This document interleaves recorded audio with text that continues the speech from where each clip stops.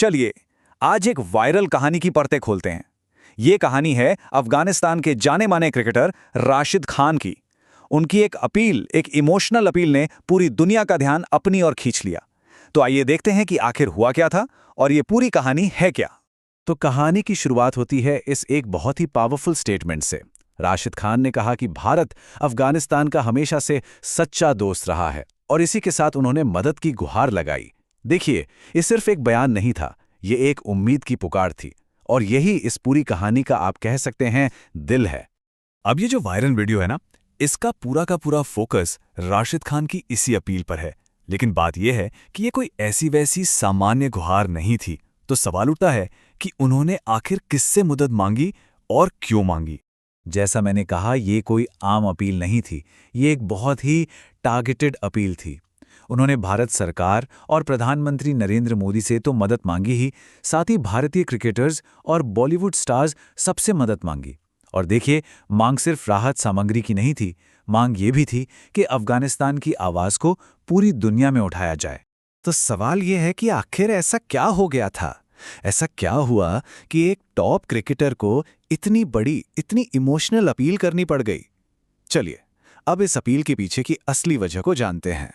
तो source video के मुताबिक इस पूरी कहानी की जड़ है काबुल में हुआ एक कथित हवाई हमला। जी हां, एक एयर स्ट्राइक। और ये वो घटना थी जिसने राशिद खान को अंदर तक हिलाकर रख दिया और उन्हें ये अपील करने पर मजबूर कर दिया। और पता है, इस हमले की सबसे चौंकाने वाली बात क्या थी? इसका निशाना। यह हमला किसी मिलिट्री बेस पर या किसी सरकारी बिल्डिंग पर नहीं हुआ था। यह हुआ था काबुल के एक नशा मुक्ति केंद्र पर, जिसका नाम था उमर एडिक्शन ट्रीटमेंट हॉस्पिटल। सोचिए, एक ऐसी जगह जो लोगों को नई जिंदगी देने का काम करती हो, उसे निशाना बनाया गया। तो इस हमले का असर कितना भयानक था?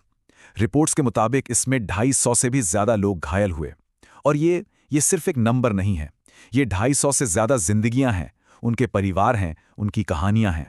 सोर्स के अनुसार हमले के बाद का जो मंजर था, वो दिल दहला देने वाला था। पूरी की पूरी इमारत मलबे में तब्दील हो चुकी थी। अंदर जो मरीज थे, जो स्टाफ था, उनमें हड़कंप मच गया, चीख पुकार मची थी। हाँ, राहत और बचाव का काम तो फौरन शुरू हो गया, लेकिन इस हमले को सीधे सीधे अंतर्राष्ट्रीय कानूनों का खुला उल्लंघन माना गया।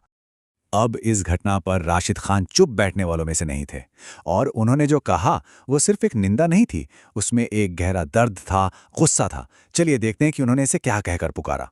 उन्होंने अपने सोशल मीडिया पर बिल्कुल साफ साफ लिखा। उन्होंने कहा, आम नागरिकों के घरों, शिक्षण संस्थानों या मेडिकल सुविधाओं को निशाना बनाना, चाहे वो जानबूझकर किया गया हो या गलती से, एक युद्ध अपराध है। तो युद्ध अपराध का मतलब क्या हुआ? मतलब, जैसा कि राशिद खान ने अपने पोस्ट में समझाया, कि किसी भी सिविलियन जगह पर हमला करना, घर हो, स्कूल हो, अस्पताल हो, चाहे जानबूझकर या गलती से। और बस यही बात थी जिसने उनके गुस्से को और भी ज्यादा भड़का दिया। और ये सब कुछ हुआ रमजान के पवित्र महीने में। इस बात ने मामले को और भी गंभीर बना दिया। राशिद खान ने इसे इंसानी जानों के प्रति घोर लापरवाही कहा और एक बेहद घिनौनी हरकत बताया। जाहिर है, इस टाइमिंग ने इस पूरी त्रासदी को और भी ज्यादा दर्दनाक बना दिया। लेकिन राशिद खान की यह आवाज सिर्फ भारत तक ही सीमित नहीं रही। नहीं, उन्होंने अपनी इस गुहार को दुनिया के सबसे बड़े मंचों तक पहुंचाया। उन्होंने सीधे सीधे यूनाइटेड नेशंस यानी संयुक्त राष्ट्र और दूसरे मानवाधिकार संगठनों से अपील की और उनकी मांग बिल्कुल साफ थी। दो चीजें, एक, इस घटना की एक निष्पक्ष और पूरी जांच हो, और दूसरा, जो भी दोषी हैं उन्हें कड़ी से कड़ी सजा मिले। अब पूरी दुनिया से अपील करने के साथ साथ राशिद खान अपने लोगों को, अपने देशवासियों को नहीं भूले। उन्होंने उन्हें हिम्मत और विश्वास का एक बहुत ही पावरफुल मैसेज दिया। उन्होंने अपने लोगों से कहा, इस मुश्किल घड़ी में मैं अपने अफगान लोगों के साथ खड़ा हूं और हम इस सदमे से जरूर उभरेंगे।